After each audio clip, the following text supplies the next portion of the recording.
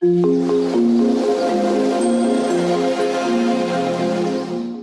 to the main points. There are 3 major repositories and DNB. Now, DNB is a business database, but it was the first credit company in the country. Okay, it started in 1788, which was right at the beginning of our country.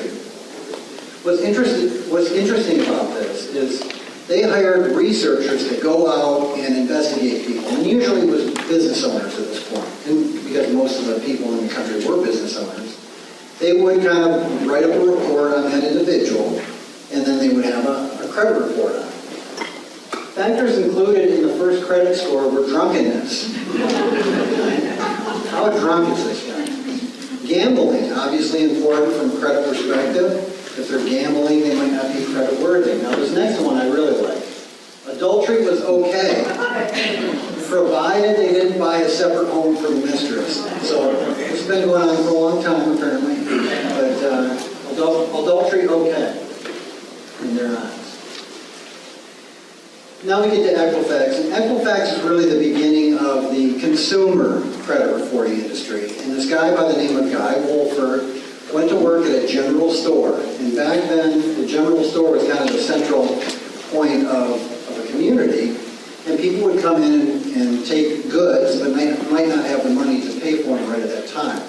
Well, the owner of this general store had started to create a book of how people pay. And what Guy did was he went in there and he finished the book.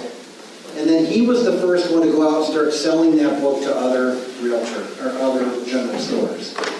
So that's the beginning of the credit reporting, consumer credit reporting industry, is Guy Wolford. And that company is a public company that was traded on the New York Stock Exchange. So that's Equifax. TransUnion has a very, can you guys hear me okay? TransUnion has a very interesting history. It was born out of the Union Tank Company with Rockefeller.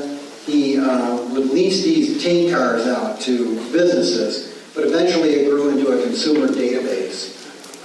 They sold that to the Marion Group, which was part of the Hilton Empire, and then it was later sold to Berkshire.